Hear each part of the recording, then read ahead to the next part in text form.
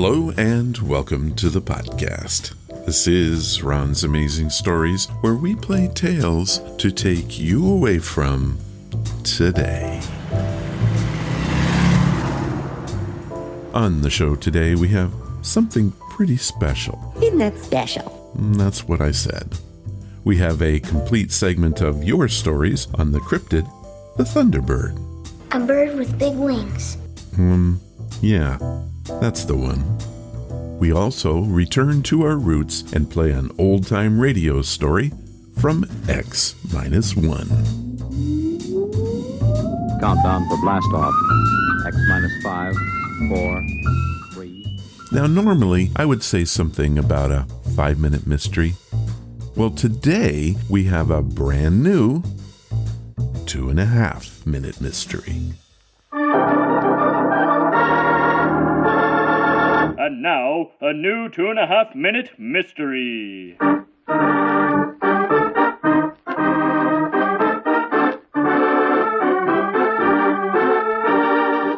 This 2.5-minute mystery is being brought to you by...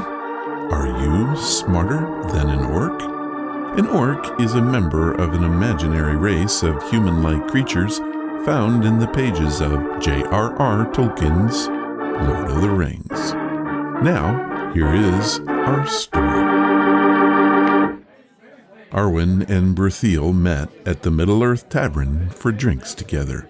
Little did they know at the time, Celebrin, a bitter rival, set out to murder them both. They ordered the same drink, Watermelon Delight served with ice. Arwen was really thirsty and finished 5 drinks in the time it took Berthiel to drink 1. Of course, the drinks were poisoned, but only Berthiel died. Do you know why? In just a minute, we'll have our solution. But first, a message from our sponsor. Do you enjoy these 2.5-minute mysteries? Please let me know. Also, if you have one to share, I'd love to hear it. Go to ronsamazingstories.com and click on the Contact tab. Now, here is our solution. Did you figure it out? The poison was in the ice. Since the ice had time to melt, Berthiel was poisoned. However, the thirsty Arwen survived because her ice never melted, which means that slow and sure is not always the better course. This 2.5-minute mystery was brought to you by Are You Smarter Than an Orc? An orc is a member of an imaginary race of human-like creatures found in the pages of J.R.R. Tolkien's Lord of the Rings. Thanks for listening to this 2.5-minute mystery.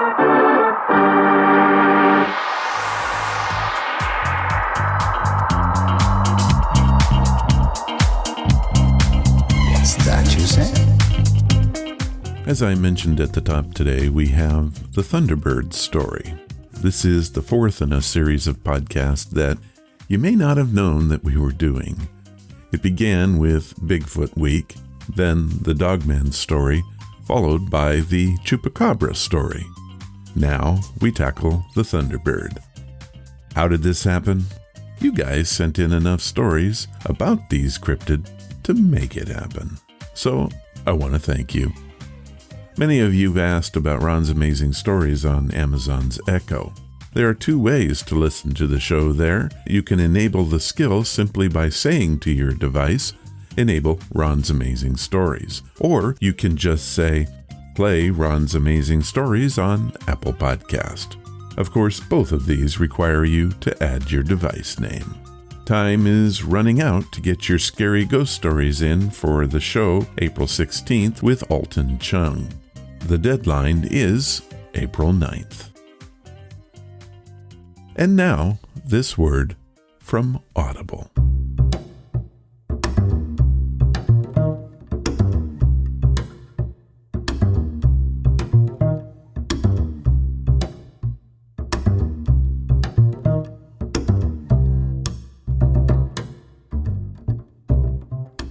Today's podcast is brought to you by Audible.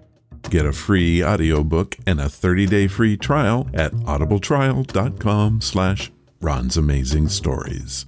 They have over 180,000 titles to choose from for your iPhone, Android, computer, Kindle. Whatever you have, you can listen to Audible on it. So what am I listening to right now? Well, I was chatting with my brother the other day, and he recommended The Fellowship of the Ring, Book 1 in the Lord of the Rings trilogy by J.R.R. Tolkien, narrated by Rob Inglesis. Most everyone has seen the famous movies, but have you heard the full story? Of course, reading the book is always an option, but who has time to read all 423 pages of the first edition? Here is your chance to have the audio book for free.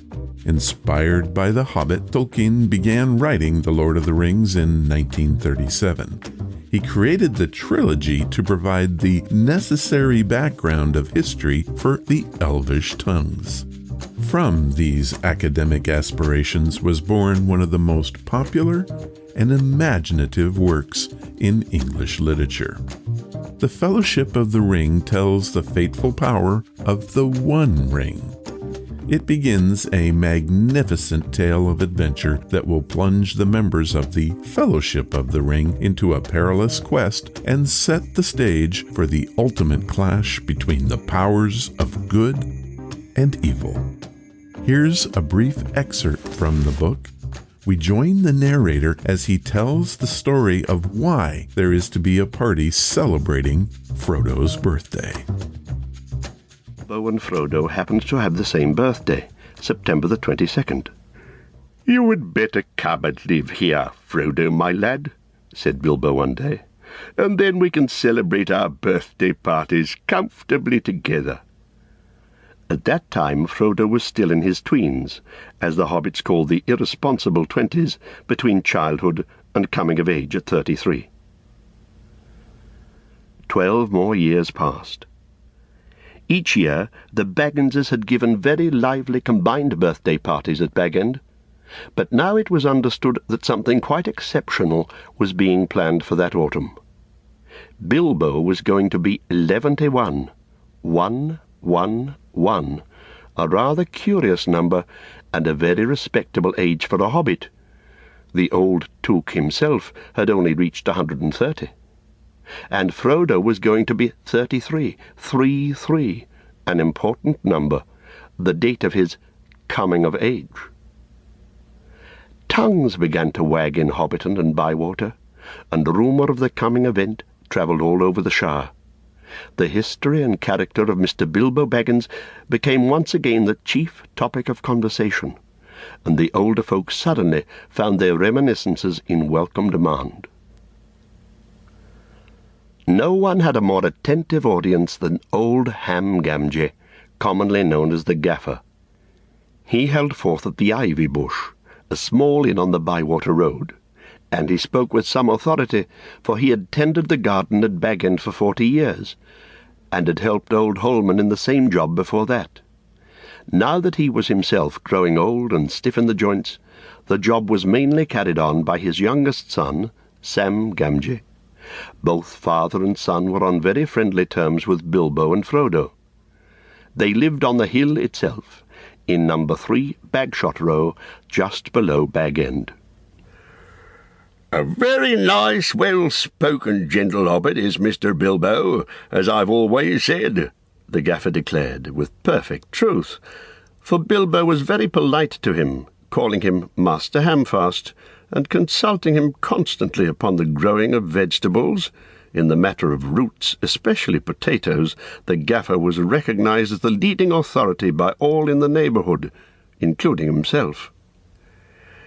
"But what about this Frodo that lives with him?" asked old Noakes of Bywater.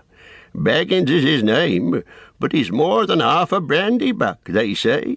It beats me why any Baggins of Hobbiton should go looking for a wife away there in Buckland, where folks are so queer." "And no wonder they're queer," put in Daddy Twofoot, the Gaffer's next-door neighbour. If they live on the wrong side of the Brandywine River and right agin the old forest, that's a bad place if half the tales be true." "You're right, Dad," said the gaffer. "Not that the brandybucks of Buckland live in the forest, but they're a queer breed, seemingly. They fool about with boats on that big river, and that isn't natural. Small wonder that trouble came of it, I say. But be that as it may, Mr. Frodo is as nice a young hobbit as you could wish to meet. Very much like Mr. Bilbo, and in more than looks. After all, his father was a Baggins. A decent, respectable hobbit was Mr. Drogo Baggins. There was never much to tell of him, till he was drownded." "Drownded?" said several voices. They had heard this and other darker rumours before, of course, but hobbits have a passion for family history, and they were ready to hear it again. "Well, so they say," said the gaffer. "You see, Mr. Drogo, he married poor Miss Primula Brandybuck. She was our Mr. Bilbo's first cousin on the mother's side, her mother being the youngest of the old Took's daughters, and Mr. Drogo was his second cousin. So Mr. Frodo is his first and second cousin, once removed either way, as the saying is, if you follow me. And Mr. Drogo was staying at Brandy Hall with his father-in-law, old Master Gorbodoc, as he often did after his marriage, him being partial to his victuals, and old Gorbodoc keeping a mighty generous table. And he went out boating on the Brandywine." Do you want to hear more? In this splendid, unabridged audio production, all of the inhabitants of Middle-earth come colorfully to life. Rob Iglesias' narration has been praised as a masterpiece of audio, and I quite agree. You can have Fellowship of the Rings for free today. Here's what Audible has set up for us. They are offering a free audiobook and 30 days to give you the opportunity to check out their service. To download your free audiobook, go to audibletrial.com/Ron's Amazing Stories. Again, that's audibletrial.com/Ron's Amazing Stories, and you can get your free book and join the world of Middle-earth today. Thank you, Audible.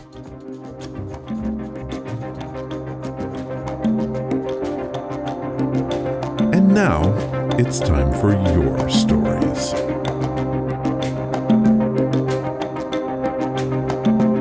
These are your stories, sent by you, for you.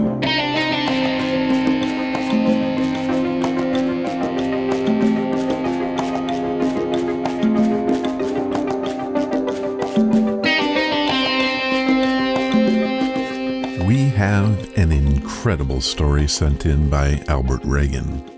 He resides in Idaho, but didn't include what city. Albert was shocked to observe a Thunderbird in full flight. But his story doesn't end there. Before I read his email, here is a brief history of the cryptid known as the Thunderbird. The annals of cryptology brim with tales of hairy humanoids, aquatic monsters, and aliens. But there are those that soar through the skies that may hail from the Jurassic era. The fabled giant Thunderbird. This winged terror is said to be a throwback of the legendary Thunderbird of Native American lore. Here is one of those tales of folklore from the Quileute Indian tribe. In the beginning, Quati created the animals of the earth.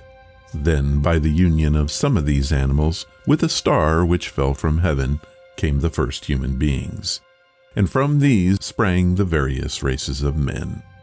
Years came and went, and all was good. Then Chief Thunderbird attempted to destroy all the good whales of the ocean. Quati interfered, and a terrible battle was fought between him and Thunderbird. Enraged, that bird caused the waters of the great deep to rise. For 4 days the sea continued to rise. It rose until it covered the very tops of the mountains. Again, Quatid joined his adversary in battle, and while the conflict was in progress, the waters receded. The water of the Pacific flowed through what is now Ni Bay on the Straits of Juan de Fuca, making the island of Cape Flattery. Again, Quati and Thunderbird engaged in a terrible conflict. The waters rose and again suddenly receded, leaving Ni Bay, the Strait of Fuca, and the Puget Sound perfectly dry. For 4 days the water ebbed out, and numerous sea monsters and whales were left on dry land. The battle, however, was considered indecisive. Then, without any waves or breakers, the waters rose again until they submerged the whole country. Quati killed Chief Thunderbird. The waters slowly receded, and since then there have been no great floods on the earth. Also, each time that the waters rose, the people took to their canoes and floated off as the winds and current wafted them. There was neither sun nor land to guide them. Many canoes also came down in trees and were destroyed, and numerous lives were lost. The survivors were scattered over the whole of the earth. That story comes from the Quileute tribe. They are located in La Push, Washington, on the shores of the Pacific Ocean. The Thunderbird is a legendary creature and is considered a supernatural being of power and strength. It is especially important and frequently depicted in the art, songs, and oral histories of many Pacific Northwest cultures. However, it is also found in various forms of all the peoples of the Americas. Thunderbird sightings have persisted throughout the ages. 3 Illinois witnesses in the 1940s claimed to have seen a passing plane, but they described it as having flapping wings. Weeks later, a man and his son saw a giant bird-like creature with a body resembling a naval torpedo. These creatures remained airborne and didn't venture near the ground. In mythology, the Thunderbird controls the upper world, while the underworld is controlled by the Great Horned Spirit. The Thunderbird throws lightning at the underworld creatures and creates thunder by flapping its wings. I, for one, have never seen a Thunderbird, and I do live in the Pacific Northwest. But that doesn't mean they don't exist. The most recent documented sighting of the Thunderbird was in the summer of 2015. A video, said to be a pterosaur, was captured over the dark skies of Idaho. It can be seen slowly flapping its vast wings, and its head and general body do resemble that of a flying dinosaur. Now, whether this was a hoax or whatever, who knows? I will have a link in the show notes, and you can decide for yourself. Now, let's get to Albert's story that he has called The Night of the Thunderbird. Hello, Ron. I heard that you enjoy a good cryptid story. While I've never seen Bigfoot, Nessie, or those dogmen that you spoke of, I have seen a Thunderbird and fought one off to save my life. There's no doubt in my mind that these creatures do exist. In July of 1977, we were on vacation in the Craters of the Moon National Park. It was a thick, mosquito-laden summer night, and I was with a group of boys playing in the campground together. Suddenly, from out of the night sky, a shriek shook our world. It's difficult to describe, but it was so loud that all of us grabbed our ears at once. From out of nowhere, 2 large birds swept in from the skies, attacking us. 2 boys dove to the ground and escaped the deadly talons. I wasn't so lucky. The largest of the 2 birds dug its claws deep into my shoulder. The wind created by the bird's flapping wings was incredible. It struggled to lift me off the ground, but I felt myself beginning to move. I pounded on the thing's breast as hard as I could. It felt like armor, and it hurt to strike him. I knew that if I didn't free myself, I would have been taken. I desperately fought, and finally the thing released my shoulder. The beast hit the ground hard and was stunned for a moment. That gave me a chance to run away. I dove under some monkey bars. The creature made a second attempt to get me, but couldn't get through to me. It shrieked again and flew off to join its mate. My parents found me under those monkey bars, but I refused to leave. Later, a nurse came and crawled inside to treat my shoulder. In the end, I did go back to camp, but I refused to sleep in the tent that night, and my dad let me sleep in the car for the rest of our stay. I know most won't believe my story. I was the subject of many news reports of the day and was quite famous in our hometown for some time. Even today, I can still feel those talons, and I thank God that I was able to escape the Thunderbird. Albert Reagan, Idaho. Well, Albert, that has to be one of the scariest and strangest stories I think we've ever had. I have been to the Craters of the Moon Park. I want to say it was in the 70s, but I can't be sure. I'm sure my brother knows the year, and he'll probably let me know. My only memory of it was that it was a creepy place. Thank you for sharing your story, Albert. It truly is amazing. Albert's story reminded me of one we got from Noah Simpson from North Carolina. It originally aired on episode number 273. Noah writes, "Hey Ron, I have a short story of something that happened to me a couple weeks ago. Keep in mind this was about a year ago. I was hiking to Pleasant Island, which is a favorite spot for locals and visitors alike. This time of year it is pretty quiet, and the bad weather we've had have kept folks away as well. It was a 19-degree day, but the sun was out. I got to the high point on the trail and was looking out over the ocean. At first I thought I was seeing a UFO, but then I clearly saw wings flapping. The problem was, from this distance, I should not have been able to make out any kind of detail. I reached for my field glasses and camera, but by the time I got them out, it was gone. Ron, this thing had to be massive for me to make out any kind of detail. I have no proof to offer, only my word that this happened. By the way, it also had to be 5 to 10 miles away from me. Noah Simpson, North Carolina." Noah's note got me to thinking, and I decided to research the number of Thunderbird sightings in North Carolina. I was amazed to find that there were 9 documented cases in the past year, the latest being on January 19th, 2020. That person thought it had to be a pterosaur. He had this to say: "It had a long tail with a diamond-shaped bulb on it. It was dark brown, had this weird crest, and was huge." My mother and uncle saw it as well while we were playing outside my grandmother's house. When we told Grandma, she said, "Oh, I see them all the time." How about that? This next story comes from Reddit. It was posted by Jester319, and it was simply titled Thunderbird Sighting. One night when I was 8 years old, I went onto the roof of my house with my dad and brother to enjoy the night sky. After about 30 minutes of talking and looking at the stars, we heard a noise that sounded like flapping. It was terrifyingly loud and even shook the roof. Then we saw a huge bird. I mean, this thing was massive, with a wingspan of maybe 25 to 30 feet. It just flew overhead and then into the distance. We were pretty spooked by it, but never saw it again.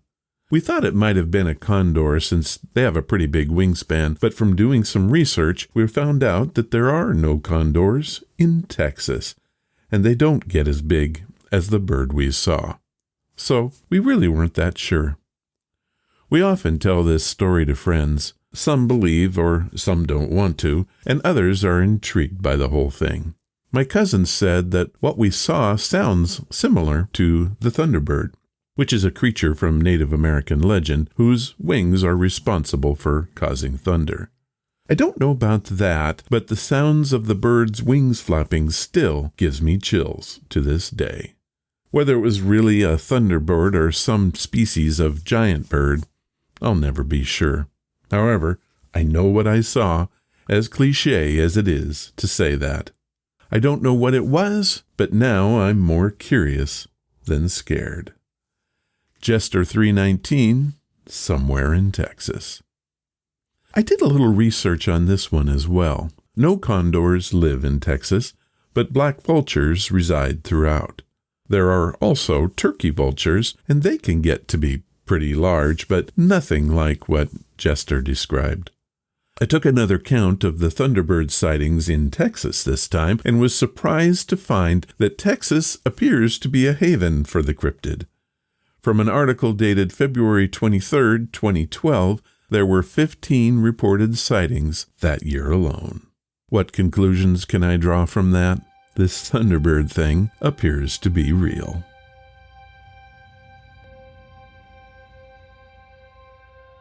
To close off our Thunderbird story, I leave you with this.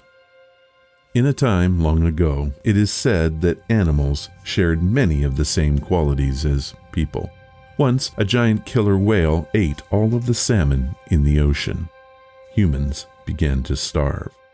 Although the chiefs begged the whale to leave, it repeatedly mocked them. Finally, a congress of the greatest chiefs was convened. After a time, a great wind blew in from the sea. Lightning flashed and thunder roared. They felt the presence of a great, invisible spirit. It spoke from the clouds. "If I were to help you, what would you do for me?" the spirit asked.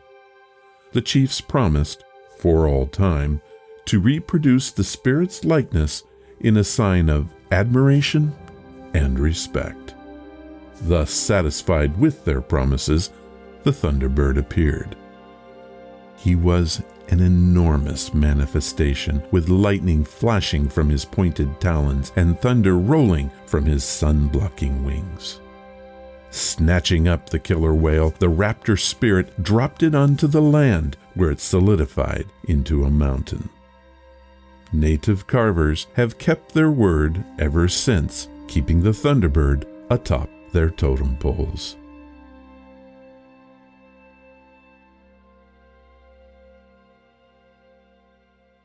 I hope you enjoyed this adventure into the world of the Thunderbird. What do I think? After all these stories and research, I do think there's something to the Thunderbird story.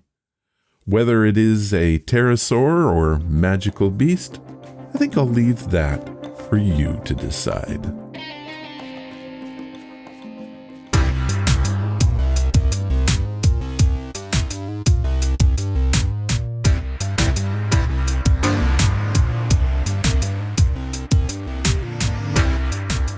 I was thinking the other day it had been a while since we'd had an old-time radio episode on the show. Our story from this week comes from X-1. It was one of the best science fiction series that came from the golden age of radio. It tells the story of what we might be experiencing for real in the near future. The first base on the moon. The China National Space Administration intends to build a research station in the region of the moon's south pole. Details of China's long-term lunar plans are still sketchy, but the CSNA has made significant steps towards lunar exploration. Last year, the Chinese successfully landed the uncrewed Chang'e 4 on the far side of the moon. Our story first appeared in the pages of Galaxy Science Fiction, January of 1951. It was later adapted to radio by X-1 and first aired on December 19, 1956. It's titled The Reluctant Heroes and was originally written by Frank M. Robinson. Countdown for blast off. X-5, 4, 3, 2, X-1, fire.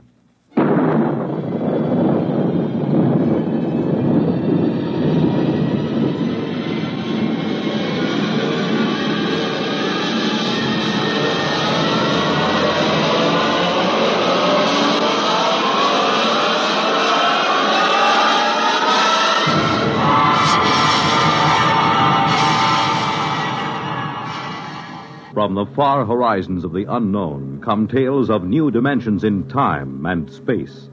These are stories of the future, Adventures in which you'll live in 1,000,000, could be years, on 1,000 maybe worlds. The National Broadcasting Company, in cooperation with Galaxy Science Fiction Magazine, presents X minus 1.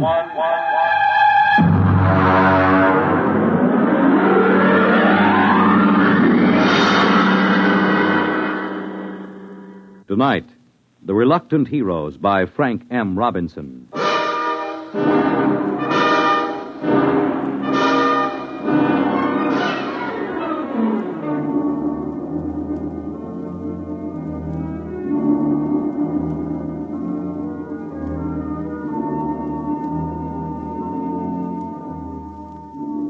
Only Chapman was awake. The others sprawled on bunks 20 inches wide with clearance of 24 inches between layers. They breathed heavily, taking in air that had been breathed for 18 months, subject to certain modifications to remove carbon dioxide and replenish oxygen by the catalytic action of the Harcourt King unit on silicon dioxide.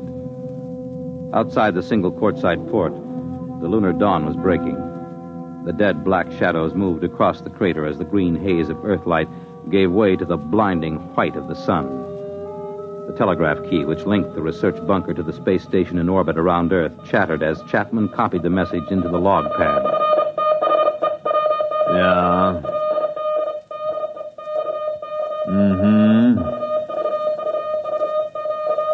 Yeah. In a pig's eye.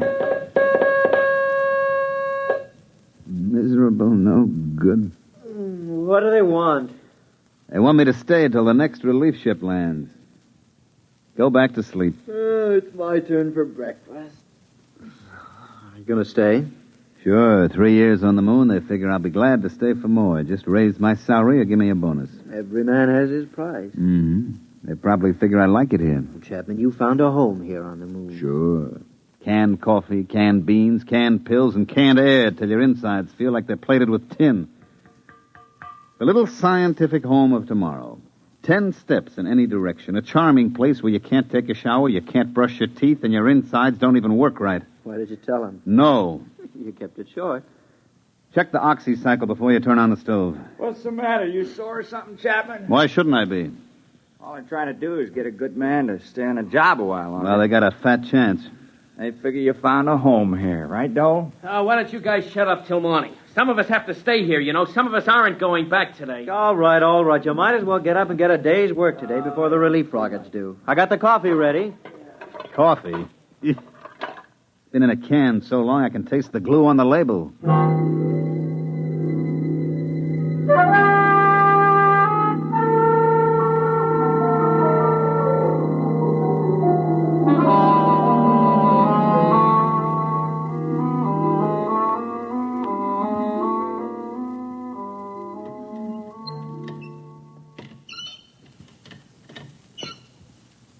Oh, why don't they send up an oil can? These elbow joints make me feel like the Tin Woodman in The Wizard of Oz. You can't lubricate vacuum seal joinings. Let it squeak. At least it doesn't leak air. Get that back. That Doug for me, will you, Donnelly? Lean over, you fat slob. You put on 3 more pounds, you won't get off the moon. You won't get through the airlock. Yeah. Hey, chap, do you think we ought to radio the space station and see if they've left there yet? I talked to them on the last call. The relief ship left 12 hours ago. They should get here in about 6.5 hours. Chap, you know what I'm thinking?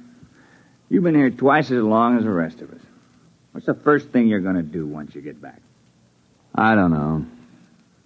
I guess I was trying not to think about that. I haven't been here 3 years like you have, but I've got plans. What are you going to do? Well, I'm going to rent a room in the Hotel Astor over Times Square and just sit at the window and watch the people on the street. And I think I'll see somebody. What somebody? Oh, just somebody. What are you going to do, Donnelly? Well, I'm going to do something practical. First of all, I'm going to turn over my geological samples to the government. Then I'm going to sell my life story to the movies. And I think I'll get drunk. How about you, Julius? Well, first, I'll get rid of my allocations to the expedition, and then I think I'll go home and see my wife. Then I'll take off my spacesuit. I thought all members of the groups were supposed to be single. They are, and I can see the reasons for it, but who could pass up the money the commission was paying? If I had to do it all over again, Me. Hand me a fishbowl. You know, chap, it won't seem like the same old moon without you on it. Like they say in the Army, you never had it so good. You found a home here. All right, button up. And remember to check your suits for leaks and check the valves of your oxygen tanks. I've gone out at least 500 times. You've checked me every time. And I'd check you 500 more. It only takes one mistake. And watch out for blisters under the pumice crust. You go through one of those, and that's it, brother. Okay, I'll check. Klein, I never knew you were married. There wasn't much sense in talking about it. You just get to thinking, and there's nothing you can do about it. If you talk about it, it just makes it worse. She let you go without any fuss, hmm? No, she didn't make any fuss. I don't think she'd like to see me go either. At least I hope she didn't. You got a girl back home? Yes. No, you never mentioned that either. For the same reason you didn't mention your wife. You get to thinking about it. You got to get married when you get back? Yeah. Hurry up, will you, Klein? I'm sweating. Somebody ought to build in underarm sprays and spacesuits. Chap, why does somebody have to stay here for stopover? Lots of reasons. You can't get a whole relief crew and let them take over cold. They have to know where things are, how things work, what to watch out for. Then, because you've been here for a year and a half and you know the ropes, you have to watch them to see that they stay alive in spite of themselves. Why was it you on the first trip? You're not a scientist. No, I was the pilot on the first ship. When it occurred to us that someone was going to have to stay over, I volunteered. I thought the others were so important that it was better they take their samples and data back to Earth when the first relief ship came. You wouldn't do it again, though, would you? No. You think Dole will do as good a job as you did? He volunteered. Yeah, he volunteered because he thought it would make him look like a hero. I've lost 3 years up here, and I don't intend to lose any more. Okay. Check your valve. All right, check.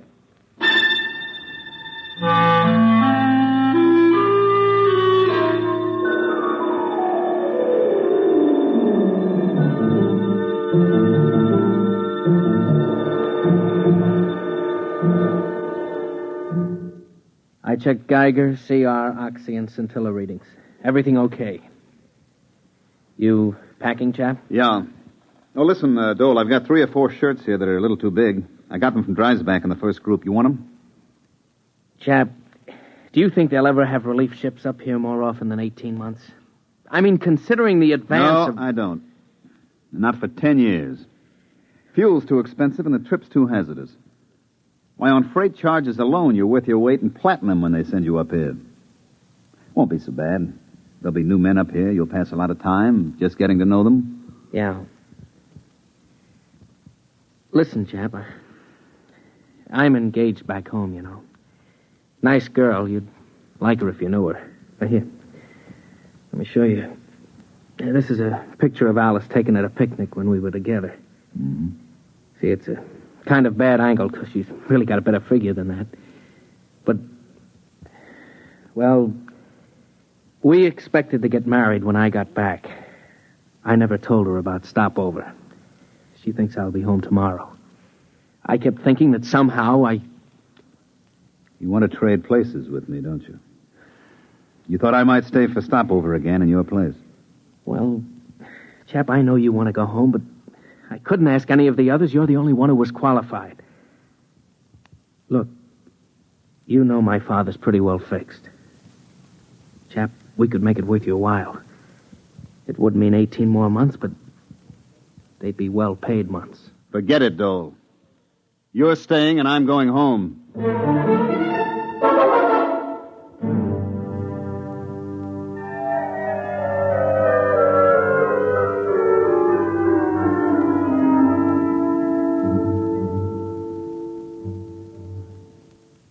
Klein. Hey, Klein. Yo, Where are you? about 10 yards off the trail. Well, come out of the shadow. I've got a meter jammed over here. You know the regulations.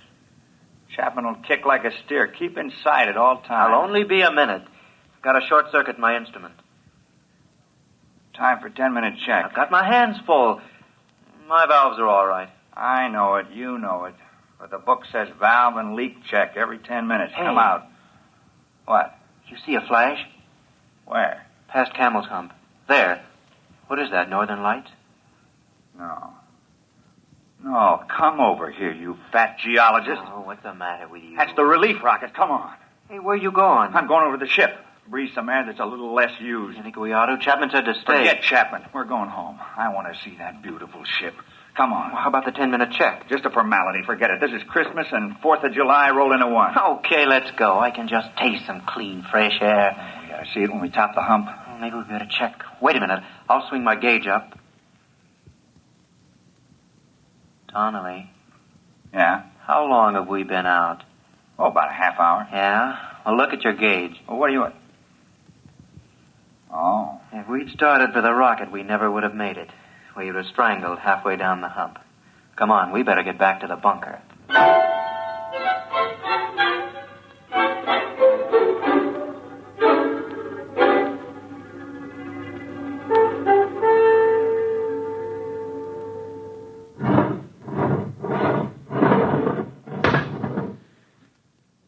Check the lock seal. Okay. All right, open the inner door.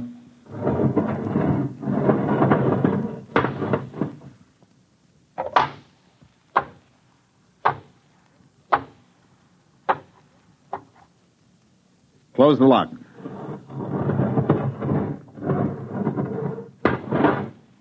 Get me out of this fishbowl. It's down. The relief rocket, it's down on the other side of Camel's Hump. Oh, what a beautiful-looking ship. What a beautiful ship. They must be on their way over here now. Chap, they're on their way. We're going home today. Get your RA unit out of that suit and into the dryer. All right. Okay. What's eating you, Dole? Listen, just because the relief rocket lands, it doesn't mean your RA unit is going to dry up by itself. That goes for you, too, Donnelly. Okay. Hey, Chapman. Yeah? He's taking it pretty hard. He volunteered. Yeah, he volunteered. What a beautiful, beautiful ship.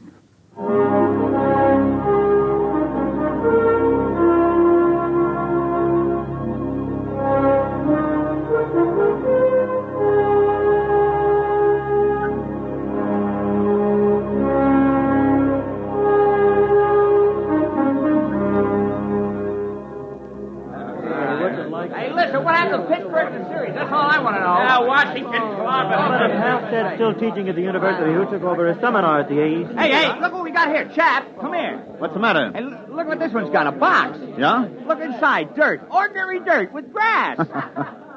Grass. Hey, fellas, it feels like grass. That's right, it's real grass. Yeah, and real valuable. Do you realize at current freight rates up here, it's worth about $10 a blade?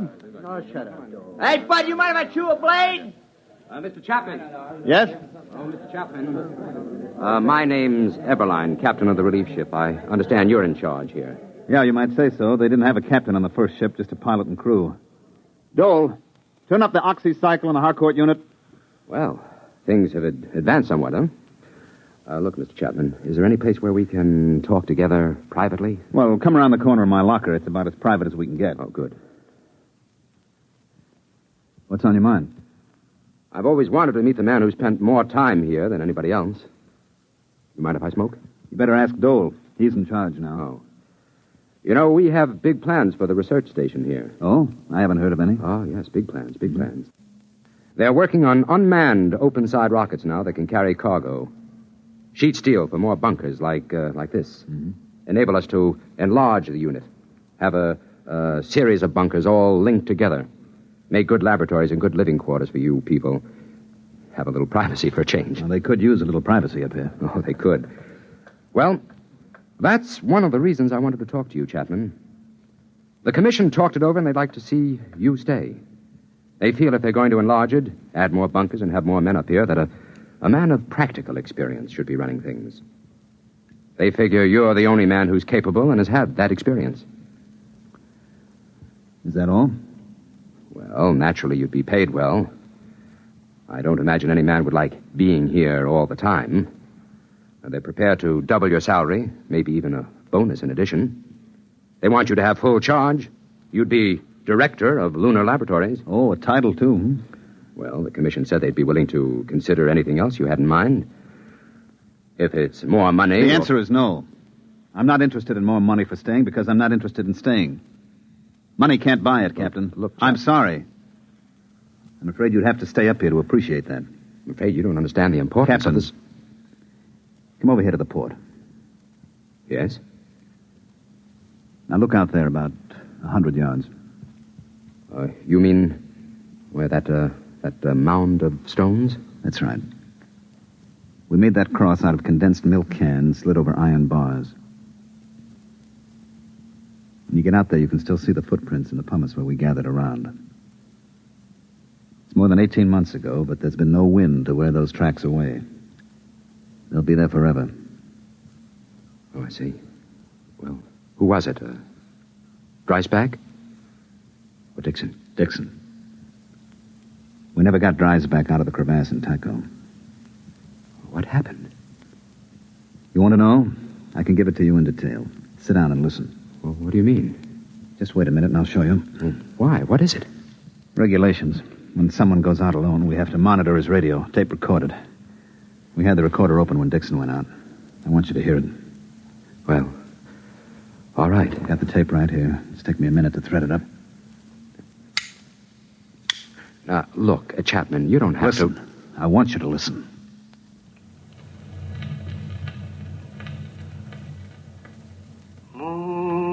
Moon, great big silvery moon, won't you please shine down on me, moon, moon. Regulations. He had to keep saying something so we know he was all right. Most of the guys just sing. Gentlemen, I'm getting a lovely sonar reading. Hey, if anybody wants to set up a tombstone concession on the moon, this is the spot. Lovely marble, granite, and rock suitable for lobbies here. It's that old devil moon that... He should have been making a 10-minute check on his oxygen level. He was a good kid, all wrapped up in science. Being on the moon was the opportunity of a lifetime. He thought so much about it that he forgot a lot of little things, like how to stay alive. This was the day before the second group came. All right, gentlemen. I have 3 or 4 more readings to take, and I'll be right in. I'm doing fine. Fine. Little stuffy. It's almost as if... Hey, somebody get a fix on me, huh? How far am I from the bunker? Must have sprung a leak. When did I take the last 10-minute check? How far am I? It's down to 22. We took a fix. He was a half hour out. I can't He couldn't make that. Closed.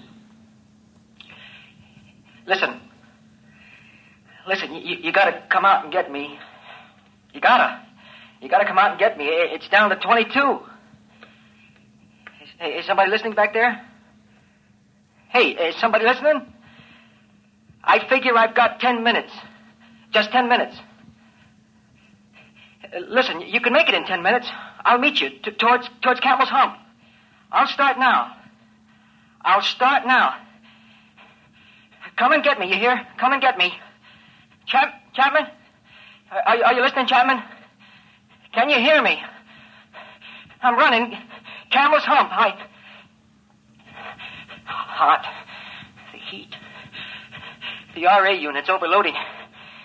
Can't dry it up. Gotta run.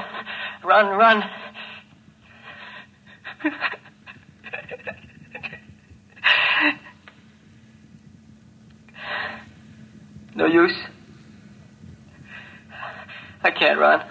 The unit heats up. Gauge is down to 15. I can't make it. I'm gonna sit down now. You'll find me at number 7 radiation meter, about 10 yards off the trail. I'm gonna sit down. Sit down next to a rock.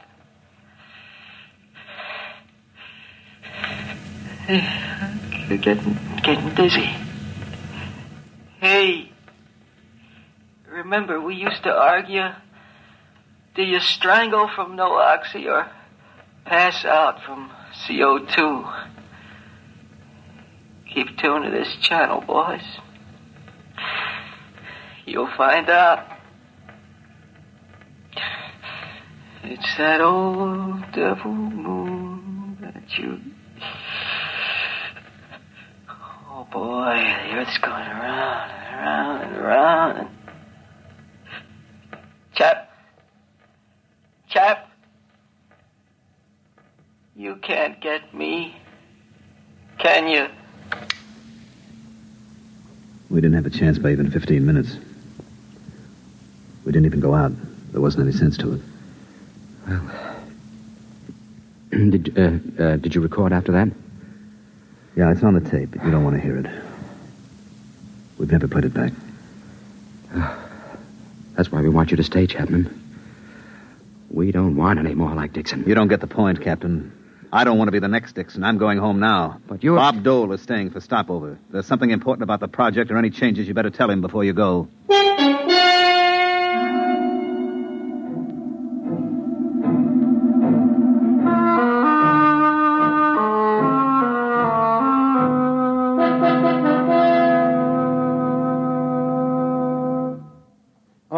All right, mail call. Chap, here's one for you. Donnelly. Yo. Dole. Donnelly. Yo. Klein. Dole. Donnelly. Yeah. Boy, did I miss an opportunity. I could have had a year's subscription to the Ladies' Home Journal combined with the American Farmer, all for half price. All right, men, all right. My departure time is an hour and a half. Hey, my sister had twins. Hey, chap, aren't you going to read your letter? I read it. It's a short letter. Is something wrong? No, there's nothing wrong. Dole, What is it, chap? get your stuff and leave with the others. What? What do you mean? What are you talking about, chap? Get your bag and let's go. I'm not going back. Oh, what's the matter with you? Did you suddenly decide you don't like the blue sky and the trees? Come on, let's go. Look, Julius, I'm not going back. I haven't got anything to go back for. Was it the letter? Yeah. Dear Joe, this isn't going to be a nice letter, but I thought it best you should know before you come home. Oh. Isn't very original, is it? 3 years is a long time, and 250,000 miles is a long distance. You know what, Julius? She can look up in the night sky now and tell him how she was once engaged to the man in the moon. That's a real conversation piece, isn't it? Very funny. Go ahead, Dole. Get going. You're doing a much braver thing than you may think, Mr. Chapman. Yeah, sure.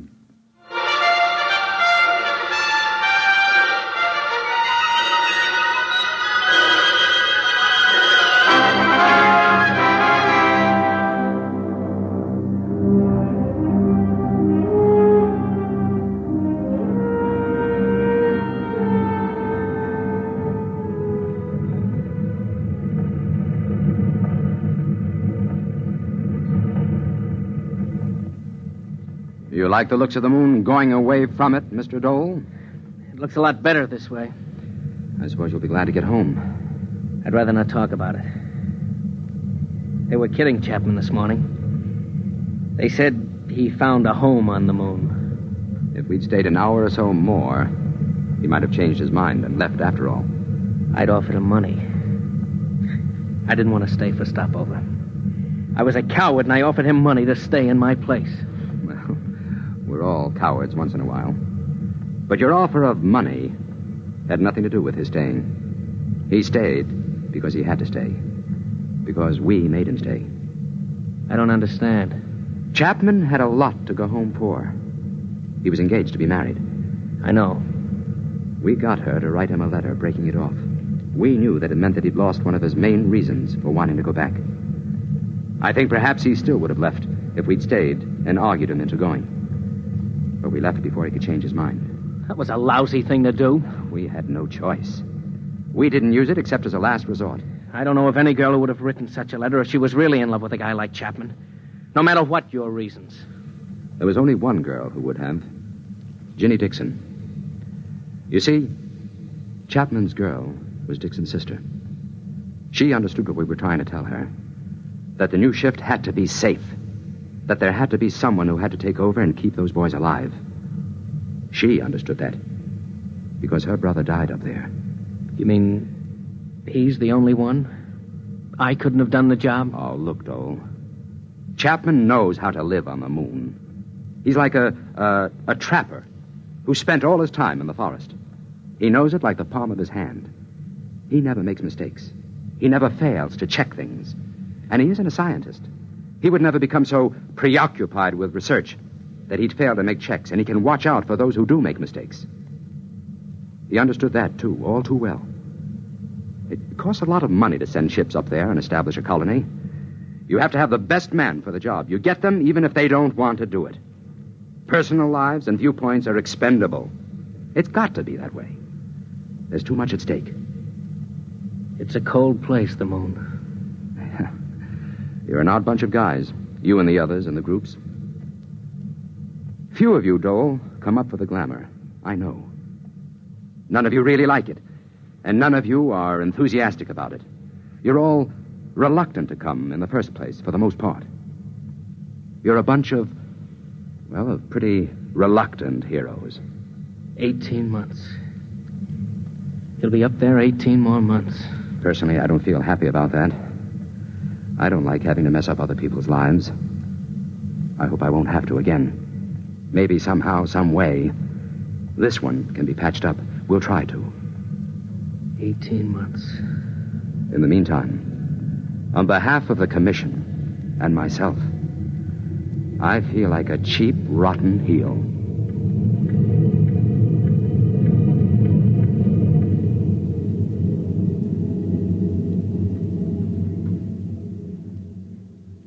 You have just heard X-1, presented by the National Broadcasting Company in cooperation with Galaxy Science Fiction Magazine, which this month features My Lady Greensleeves, a novelette by Frederick Pohl, which begins when a guard smelled trouble and knew it would come because he had been bred that way.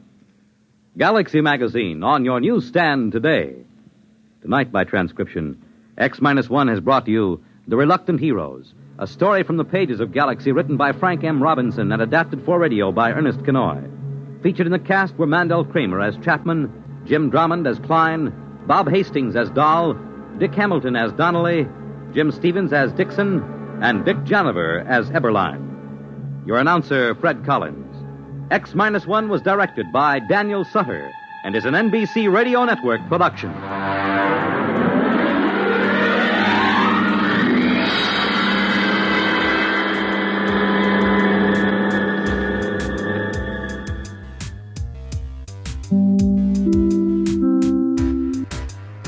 Did you feel the realism of this story? It isn't all that hard to imagine how such a tale could have been written in a time that had no space travel at all. You see, the human race had just come through World War II, and it was all too real to them what sacrifice was all about. I hope you enjoyed this story. I think it was pretty amazing.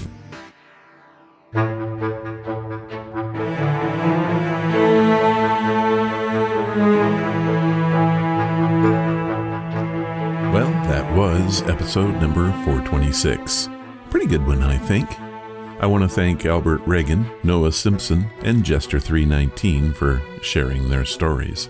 Also, a special thank you to Cody Apedale for doing the voiceover work for the new 2.5-minute mystery. If you want to follow the podcast or the blog, just head to ronsamazingstories.com. There you will find all of the links you'll need. Do you want to help the show? The best thing you can do is to tell your friends all about it, and please leave reviews or feedback wherever you listen. This makes us grow. Thank you for listening, and I hope you come again to find out what are Ron's Amazing Stories.